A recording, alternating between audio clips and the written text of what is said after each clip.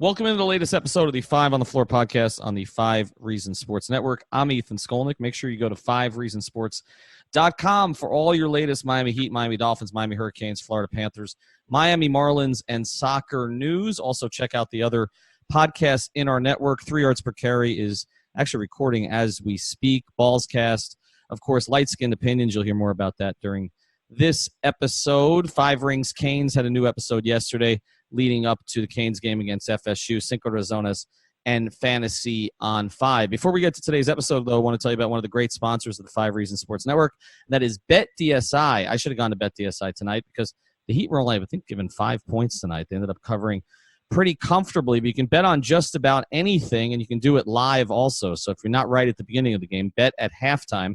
Go to BetDSI.com. Use the promo code 5101. That's 5101. And like I said, you can bet on virtually anything. If you didn't get in the futures on the Heat, you can certainly bet game to game. We've got Dolphins Jets, which nobody wants to see on Sunday, and Heat Rockets, which I think everybody at this stage wants to see. And now, on to today's episode.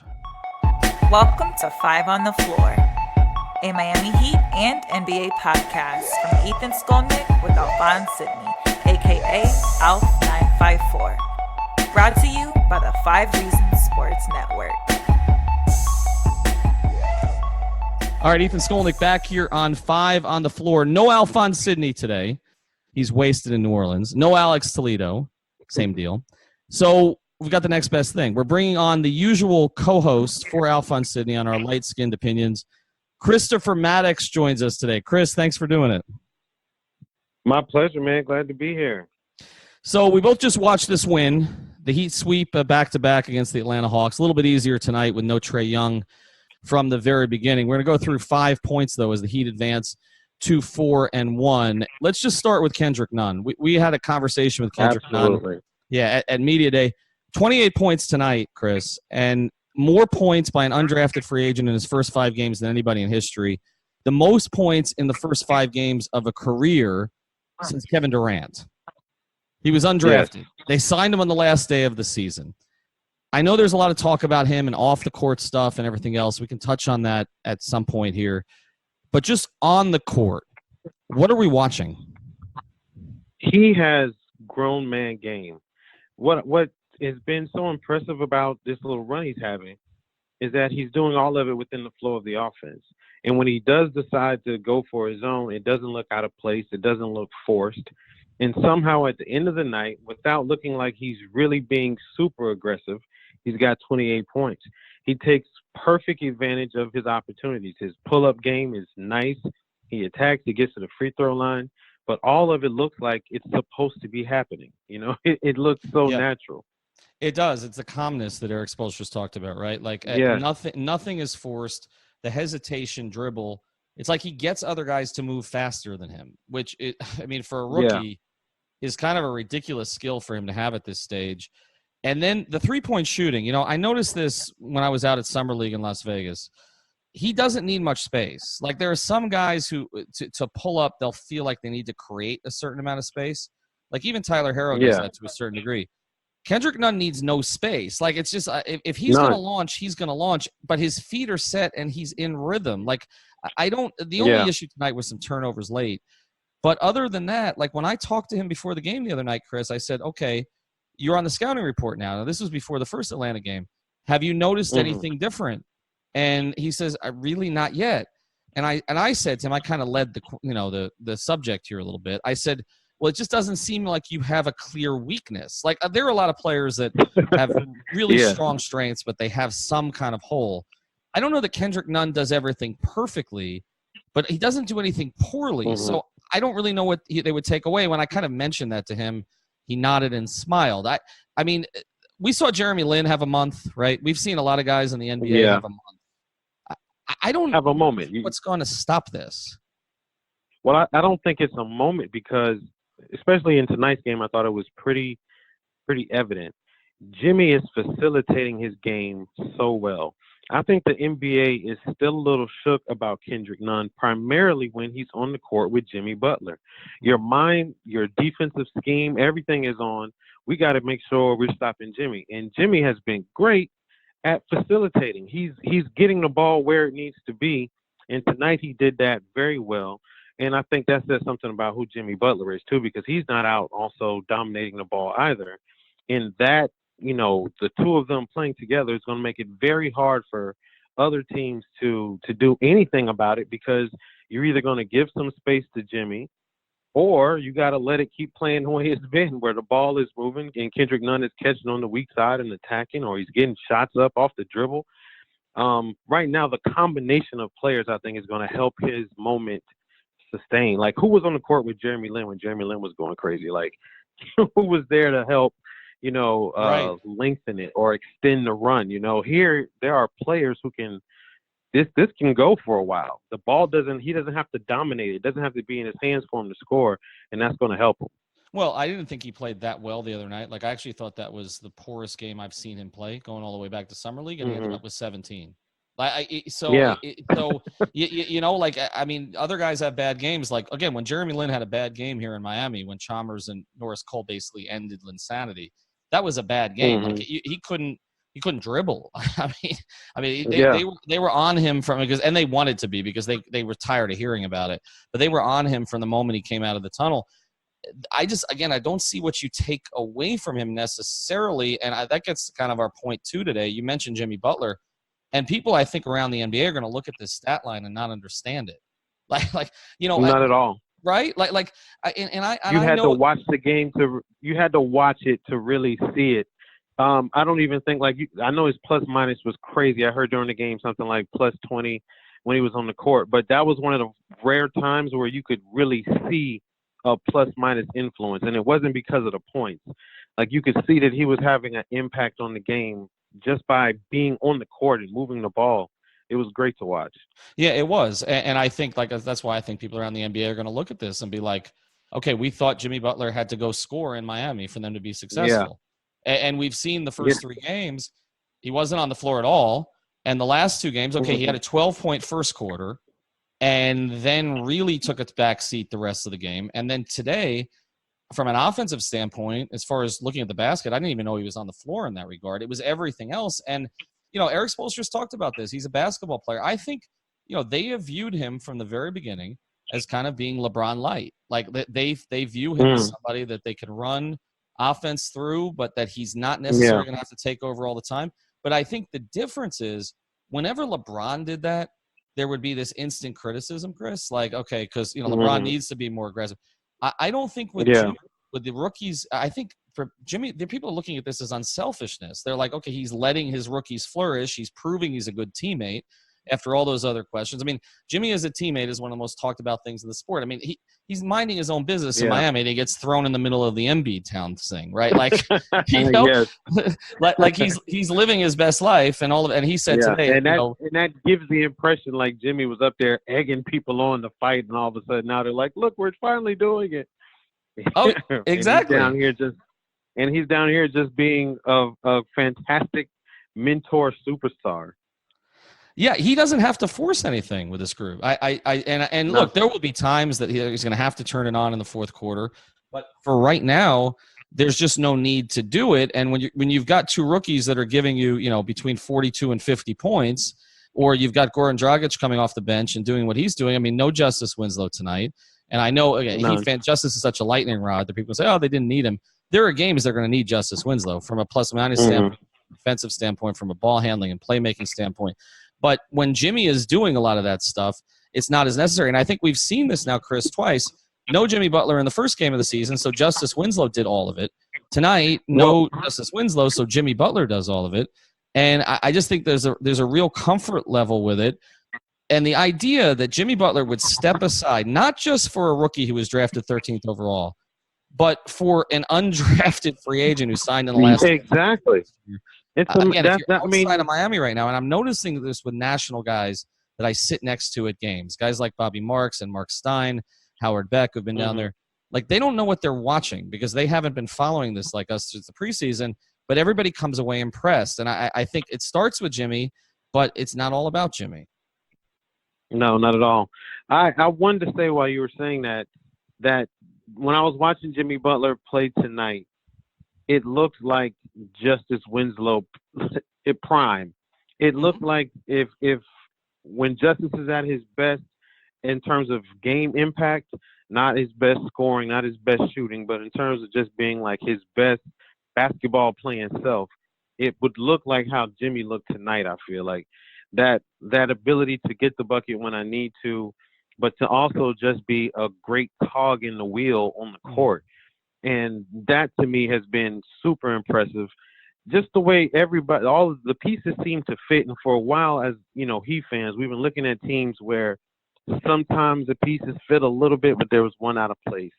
Sometimes, you know, we could put a little grease on the wheel for a couple of weeks and things will look smooth, but then eventually it grinds down. This group looks very fluid. They do, and we're going to get to that a little later with the ball movement, which I haven't seen ball movement like that since 2012, 2013. Which I mean, they had 3 Hall of Famers on the floor, 4 Hall of Famers on the floor actually in the fourth in that season after Ray Allen came on. But you know, one other thing with Jimmy is that I think this is really going to preserve him. We talk about the minutes that he played under Tom Thibodeau. And I think sometimes that's overstated because if you actually look at Jimmy's total minutes for his career at this stage, they're not as big as some other guys because he didn't play as much the first couple seasons. But the fact that he's going to be able to go into cruise control in some games and kind of just do what's necessary instead of having to expend all of that energy, which a lot of people thought he would have to because they're like, well, he's not in Philadelphia with Embiid and Simmons, right? He's not in Minnesota with Towns and Wiggins. Like he's going to be playing with a bunch of unproven guys. But so far, we've seen him been able to sort of get into the flow. He hasn't had to play crazy minutes. I think they can keep his minutes into sort of the low to mid 30s instead of the high 30s, and that will keep him fresh later in the season. And with all of this depth, and we haven't even really we haven't seen James Johnson except on the bench tonight, and we'll see what happens with Dion. With all of this depth, I just don't think it's going to be as necessary for him. All right, let's get to number 3 here, and that is the ball movement. And there were some instances in the fourth quarter, Chris, where there were some clips from the Atlanta game the other night where all 5 guys are touching it within 7 or 8 or 9 or 10 seconds. It looks like this team has played together forever. And right? And I loved how the pieces fit, and I've been pounding the table on a 3 seed on this team for a couple months, but I didn't think it would look like this quickly. I mean, like you said, last year, and I know that was basically just the Dwayne Wade celebratory season, but last year, like they were in game 80 and didn't know where they were going in certain stretches of the game. Exactly. I don't think Eric knew. What do you see that? Are they running anything different, or is this just that again puzzle pieces fit? One of the things that I've always, as a Heat fan, that I've always called for, and I think sometimes I don't know if it's Spolstra or whatever, but sometimes I just want to see us run plays. And so what I think we see a lot of, like there's a lot of great basketball IQ and skill on the floor. Bam is a great passer. Myers Leonard, great passer, understands the game. So that's automatically going to help the flow of it all. But a lot of times you're seeing not deliberate, that has like a bad connotation, but you're seeing like plays being run. Like things are happening to where, Silva is cutting right down the middle of the paint, perfect pass, layup. Like that's like, if you were a high school coach, you would go crazy with excitement and joy to see that happen. And they're running it, and we're seeing more of those plays a game. Think if you get like 5 or 6 layups off good, crisp passing a game, that's 10 to 12 points where we win tonight by like 12 points a game. Like you win games off that. And so it's good to see. And then, of course, everyone is unselfish. I mean, sometimes I'm nervous with the overpassing. I feel like, oh my gosh, but it's been perfect. Well, so Chris, far there was a clip, the clip that was circulating off the Hawks game the other night. There was an overpass in it. All 5 guys touched it. But Jimmy basically had the ball under the basket, and maybe part of it was camera angle, but it looked like Jimmy could have just laid it up and instead sent it to the corner to Herro, who sent it back out to Nunn. And the best part of that clip was that Herro was all the way back down the court, not even looking at the basket or Kendrick Nunn because he knew it was in. And we saw a couple of those sequences tonight and the cuts tonight. And some of it, I think, is set plays, but some of this is Warriors-esque. And I'm not talking about the Warriors. Season. where the Warriors, it was just all read and react. Like I feel like, there's a set play, but essentially they don't care who brings it up. That's a better word. That the other night. And then Tyler Herro, Kendrick Nunn just have this feel for the game. I also think it helps. Nunn and Herro played 7 games together in Summer League in the backcourt. Yeah. And I think we're seeing that also. They're very used to playing together. Very used to. But I think that's a better what I mean to say, instead of like running plays. That's what I like I hate the connotation of it, but you called it like the read and react is an offense. Like you're seeing an offense play out, And it's funny you mentioned the Warriors. I was watching the game with my brother. My brother said the same thing. He was like, I don't want to sound crazy, but this looks like the Warriors. Nobody wants to speak that kind of blasphemy in basketball, but they do. The understanding of when to cut, when to screen, how to play off of each other. It's very good to watch, and you have a lot of players who are willing to play like that. When I coach youth sports, you see all the different teams. You could come across a team with a bunch of crappy kids on it, but if they ran that read and react offense and they understood it, they're going to give you trouble. It's hard to guard backdoor cuts. It's hard to when a guy is posting up that dribble handoff and he rolls off the screen. All of that stuff is forcing the defense to have to think consistently. And I think when you saw the Hawks tonight, there were several times where the Hawks, multiple players on the court on defense were like, okay, I'm not thinking through this entire possession. I made it through like 3 movements, and then I'm done. And then we get 2 more passes, and you get a layup because somebody's wide open. Well, Chris, how much of the fact that – because it's interesting you mentioned that, because I think it's mentally exhausting as well as sort of physically exhausting to defend that. And now we've seen consistently that the Heat have dominated the last stretch of fourth quarters, with the exception, obviously of that Minnesota game where Wiggins just got off. But we've seen in the last 2 Atlanta games. We saw it in the opener against Memphis. People forget they were down 1 going into the fourth and blew that thing open in the fourth. And I feel like some of that is just it's exhausting. It's a team coming at you with a ton of depth and ball movement. And at a certain point, the players on the floor, particularly if they played 30 to 35 minutes, you just don't want to do it anymore. Like, are you just not mentally into it anymore? And I'm just – that's the part I'm stunned about. And that's the other reason why I just don't see Dion Waiters ever getting on the floor here, because he's antithetical to this whole idea of ball movement. And so when people talk about why Dion's gone, look, I think part of it obviously was the conditioning, but he was in better condition. I think part of it is the silliness on the bench and the silliness on Instagram. But I think a lot of it is they just made a conscious decision. We have guys who know how to play who aren't going to get in the way. We don't really need Dion Waiters. And it almost feels to me now, Chris, like they were looking for excuses to sort of shelve him, because I don't know where his skill set, which I appreciate on its own merits, would even fit with this group. It doesn't fit. And that's I was thinking the same thing watching the game.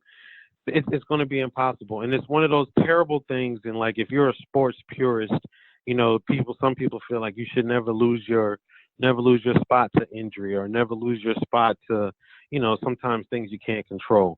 And Dion came back healthy, but he's been injured. And in the time that he's been away, the team has gotten used to figuring out ways to function without him. And what we have now is a group of players that was put together without him in mind. Like, you can tell that this group was put together and they didn't even think about Dion fitting in with this group, because he doesn't play that way. He's a ball stopper. Right now he's kind of looking like Carmelo in a lower tier Carmelo type situation. Like, where do you put him in with this unit, and what does he do out there? And that's a sad thing, because you hate to see it. I mean, a guy works his tail off. You say, I'm not in shape. He tries to come back in better shape, but then sometimes the window passes you. And I think it's past Dion. And then I don't think the fans would react well. Who are you putting on the bench? Who are you going to sit down? Whose minutes are you going to cut?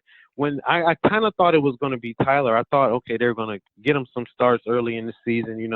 When he was starting, it was kind of a surprise. I'm like, okay, Dion will come back from suspension, and then, he'll go back to his back seat. But I don't see that happening, because Tyler Herro is a shooter. Right. He's got the confidence of, Doc Holliday as a trigger man. He's going to let that thing go. And, I mean, the fans love it. He's young. Everybody likes it. It's just a terrible like confluence of events for Dion. Well, it would be a terrible message, Chris. If honestly, at this point, right? I mean, if you're going to take Tyler Herro off the floor after what he's shown, I just don't think it's possible. And with Kendrick Nunn, the same thing. I mean, they're just and you're not pulling Goran Dragic off the floor. Winslow's going to play, and you've got Jimmy. I mean, you've got your 5 perimeters. In the fourth game of the season, they all played exactly 30 minutes. You know, there's just no space for Dion except obviously being traded. I think James Johnson, there is some room to guard certain fours, definitely, and maybe even some small ball 5s. But I just don't see it with Dion Waiters. Last 2 parts of our episode in a second, but first I want to tell you about another great sponsor of the 5 Reasons Sports Network, and that's the Seltzer Mayberg Law Firm. Go to onecalllegal.com. That's spelled out ONE, calllegal.com. They've got someone there 24 hours a day. We actually share an office with them in North Miami. Great people at the Seltzer Mayberg Law Firm, and they handle everything. They handle car accidents, slip and falls, personal injury, and also traffic tickets. So onecalllegal.com, the Seltzer Mayberg Law Firm. All right, let's get to part 4 here. Ethan Skolnick with Chris Maddox. First, Chris, before we go forward, I need a word of the day because on LSO you do a word of the day, and I feel like our audience has been deprived of that. Well, what's the word of the day for the Heat? Oh man, the word of the day. How about unison? I like that. Tonight we saw a lot of Can players. you say that sentence? Tonight the offense and the players moved in unison. There we go. A little boo-boo SAT word for you, like level 1. Level 1, yeah, I don't even know that's level 1. That's like level 0.5. But we appreciate it. You'll get. You know what? You must think that Alf is the intellectual, not me, because you use better material than that on Light Skin Opinions. So check out the Light Skin Opinions podcast. Well, I wasn't prepared. I had to pull that one off the top of the head real quick. You know, I wasn't prepared. Well, you're a teacher too, so I know everything's got to be a lesson plan. I get it. But all right, let's go. Let's get it. We'll get to the syllabus. Now we're going to go to the last 2 points here that we want to get to. Which is Bam and the Bigs, number 4 tonight. Yes. Bam Adebayo looked like he was headed for a triple-double in the first half. It didn't finish that way, but he ended up with 7 assists, which is 2 seasons for his predecessor, Hassan Whiteside. I feel vindicated in a lot of different ways here because I spent pretty much the last 2 seasons arguing with Whiteside stans who kept telling me about huge rebound numbers and all this. And I kept saying, is he going to switch out on a shooter? Is he going to make a pass to a cutter? Is he going to do any of those kind of things? That's the difference. I'm not seeing anything that Bam Adebayo doesn't do well. Like to me, the only thing that's keeping him from an all-star appearance this year is just overall touches. Like I think a lot of the numbers are going to be there.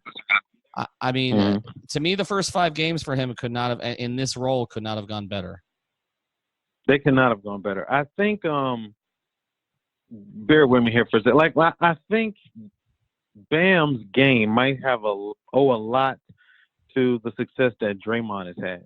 Like, Draymond has made it a thing in the NBA now, like a player type, to be a guy who is multi-tooled. And I might only give you 15, 16 points, but that plus the steals, the blocks, the rebounds, the assists, obviously, the calming influence on the court, all of that adds up to an all-star level game. And so tonight, I mean, everybody, we said the same thing about Jimmy. Bam is also facilitating. He's willing to make the extra pass. He's always been a hustler. He's trying to tip everything. If you don't securely grab a rebound, Bam is trying to tip it. And tonight, I think I saw him get like 2 offensive rebounds like that. One of them, he put it up, missed it again, got it back, and it ended up going to the free throw line. So all of those things help, and all of those things give like an energy and a vibe to the team that you absolutely were not getting from Whiteside. I didn't know that Whiteside had fans that were like enough to even argue with. Like, they do, and then there's the same people that hated Spoelstra and the same people who hate Winslow. And thought Bam was overrated. It's a strange mix. I sort of felt like if you were still supporting Whiteside over Bam at this stage, you're one of those people I couldn't listen to about basketball because it's just clear. You're just stat watching. I mean, that's it. And the thing is, it's not like Bam wasn't going to put up stats if he got the opportunity to do it, but he was going to do everything else. You mentioned the deflections. The NBA is tracking that this year, and I saw that through the first 4 games, Bam I think was 4th in the league in that stat. But the one thing we got to get to, because Reggie Miller apparently didn't think it was important because he was talking about his Halloween costume. Bam Adebayo hit a 3 from the corner. Yeah. And he's been working with Chris Bosh, and like to me, this is the final frontier. Like if Bam can not even the threes, but just jumpers, that changes the whole equation for the Heat if he does that. I noticed tonight. I don't know if it was just like Atlanta's defensive strategy, but they were sagging off him a lot in the mid range. Like he was catching the ball with space a lot at like 15 feet. And sometimes 1 or 2 times, you know, he went for like a little floater. But when he pulls up for the little short midi, he's got his form is solid. I don't think any of it is an issue where you got to like build a jump shot for Bam Adebayo. He's just got to get more comfortable. And I think a similar skill set, the first couple games of the season when he would get the ball right off the rim and go, a couple of times, you know, he got a little out of control. He turned it over. I haven't seen that the last couple games. And he's been handling the ball a fair amount. Getting the ball up, getting it initiated, even if it just leads into a dribble handoff real quick and then some other action starts. The ability to get the ball off the rim and go. Alex Leto brought it up. He tweeted it, I think sometime this week. The pace, like it adds to the pace of the game. And when he gets the ball off and he goes, and now everybody is moving, and then everybody just goes right into, you know, the read and react stuff that we've talked about. You got a problem there, and you got a team that's young and fast and moving, and I think that fits Miami. You know what I mean? Like it fits our team. No, it does. And a couple of things on that. One, you know, Bam told me at training camp, he's like, I want to have 5 runners on the floor at all times, and people would think I'm the guy who won't. So he's got to be the 5th one. But the other thing, you mentioned sagging off of him. They're going to do more of that because I think the whole idea of that is that he's such a good passer and a willing passer that they're going to try to take away those passing lanes from him. So I think he is going to get a little bit more space. And that's where if he can start to make that 10 to 15-foot jumper consistently and rise up and take it, like I said, there's nothing wrong with his form. Like even at the free throw line when he misses, it's not bad form. Like sometimes Justice's form will look sloppy. Bam's form doesn't look sloppy. It's just sometimes it'll roll out. But he has enough arc on the ball. I think his feet are set. He seems to be in the right position. It's just a question of taking it. I do think the fact that he's modeling himself after Bosh tells you a lot. The other bigs tonight, you know, Kelly had some struggles. He's been a little up and down. He's had really good moments this season, really not. Myers Leonard still struggles defensively, but he was their top plus player tonight. Well, you know, I thought he played well, not just the points. I like this game a lot tonight too, and I was watching him specifically because I know the talk has been like his defense. 1 or 2 times a night, he just got caught out there in some bad rotations. You know, like a couple times, I think Tyler hung him out to dry one time, got burned around, went right around him and got a bucket out of it. And he's trying out there, which is what you want. Like, if you got a good, solid team defense, and that's where Miami Heat basketball has always been, as much as we talk about individual defenders, they're great, and Spoelstra is great at teaching, you know, the scramble and the rotation. And when we get it together and when everybody is fit and can help, you know, we can cover for a guy like Myers Leonard. And he's trying out there. He's moving his feet. He's going to get beat. I mean, he's 7 foot tall. Like, you know, everybody can't beat Bam Adebayo. And then unless you're just going to play all smalls, which we have experimented with before in Miami, I think we kind of initiated small ball in the league, like for real. You know, if you're going to have a big on the court, sometimes you're going to have to deal with that. Like, and the way the game is, Atlanta's bigs are all out around the, you know, on the wing and perimeter anyway. But he was shooting the ball tonight, and he filled in very nicely for what you would like to see from Olynyk. It's like we got players with some duplicate skill sets, but not in a bad way. And I feel like last year was a bad way, Chris. I think that's the difference. I feel like there's overlapping skill sets where guys can cover for other guys, whereas last year was like it felt like they were just throwing out 6 small guards. You know, it's like Tyler Johnson, Rodney Magruder. You know, when Dion came back, it's just. But this year, you're right. I mean, it's like the games they've gotten it from Myers, they haven't gotten it from Kelly, and vice versa. And you know, no Derek Jones Jr. still, right? James Johnson not available, so it does change some things a little bit. Duncan Robinson got the start tonight, but wasn't, you know, a big factor. They just have a lot of different places that they can go. I thought Myers was fine tonight. Let me ask you a question, Ethan, because similar to what we talked about with Dion, say James Johnson, he comes back, he gets himself in condition, whatever he's got to do. I mean, where does he fit? Is it Derrick Jones Jr. who when he gets healthy, he's got to take a back seat? Is it Kelly? Is it because Spoelstra, I think right now he's got a nice thing going. But say, some people come back, and now what do you do? Is he in the same position as Dion, where it's kind of like the odd man out? I don't think it is. I'll tell you what, a couple things. First thing, I think they feel generally James Johnson's attitude's better. I saw him on the bench tonight, and he was into it. I do think that matters to them. But also, from a skill set standpoint, he does some things the other bigs don't do. So, in other words, you can throw him on. Like, I think in the game against Milwaukee, against Giannis, he would have been useful. There are certain games, I think there are minutes for him when you need a more physical guy in the front court, and maybe a more physical guy in a small ball situation where I think he's going to play. He's never been a knockdown three-point shooter. He went through one stretch a couple years ago where he was pretty good, but I don't think that's what they're expecting, and I don't think they really are leaning on him for ball handling anymore because they don't need it.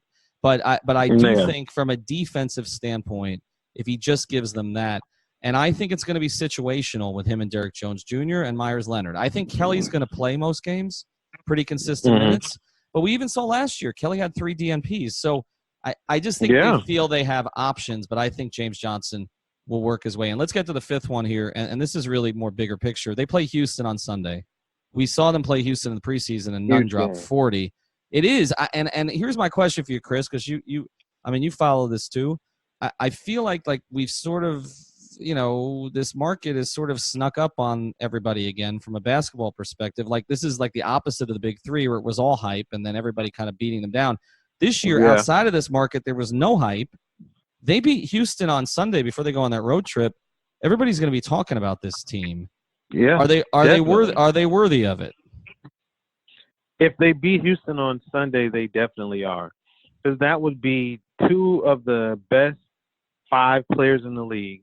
Giannis at home, and then you bring it in Russ and James Harden. Well, 3 of the top 7, 8 players in the league. If you do that, the nation has to take notice. Like the entire industry of sports has to take notice if that happens. I watch a guy on Instagram I follow named Famous Los, right? So as I'm scrolling through Instagram after the game, Famous Los has a thing. He zooms in on Kendrick Nunn on his, Instagram or whatever. He's like, "Who is this man? This man has me going crazy." And he shows a couple seconds of the Heat game, and I'm like, okay, we have made it now to viral social media. If we beat Houston, and I don't know if we can say we. I don't know how much we. You can. I can't. That's how that works, Chris. I caught myself. I almost did it like 3 sentences ago, and I stopped myself. So yeah, I'm taking a different role, but not that different. If the Heat are able to beat the Houston Rockets, it's impossible not to talk about them. And the thing that I think gives us a fighting chance is because sometimes the Heat can tempt you with stretches of very good defense, and then something happens and it crumbles. If our defensive game shows up and holds tight on Sunday, there's an opportunity there because James Harden can still get a super inefficient 30 points. Russell Westbrook can still go with a super crazy inefficient triple-double, and we can live in those inefficient gaps, if trends hold that have been established throughout the season so far. So I'm looking to see that, and if we play well, I think we can win this game. I'm not even going to try and hedge my bets. I'm so used to being a hedge my bets Miami Heat fan that I think we can win that game if our defense holds. Well, we'll both be out there, and I do think they can win that game too. And I think part of the reason that they sat Justice Winslow with the back spasms tonight was to make sure he was ready for Sunday, because I think they figured without Trae Young, they could probably go up to Atlanta and get a win. Chris, where do people follow you? On Instagram at ChampDaraw, DARAW, and on Twitter at ChampionLife, LYFE. You can find us in the Light Skin Opinions podcast. Check us out wherever you get your podcast, and on the 5 Reasons Sports Network, and that's our Twitter handle too. All right, maybe we'll do another podcast on Sunday. Again, follow 5reasonsports.com. And, we'll get to some of the Kendrick Nunn stuff that's probably going to come up here on future pods. I think it might be something you guys want to handle on LSO also. But for today, just basketball. And again, we'll get to all that. And personally, I kind of want to say something about it. But today, just focus on the Heat's win. 4-1 now after beating the Atlanta Hawks. Houston on Sunday, road trip coming up after that. Thanks for joining us.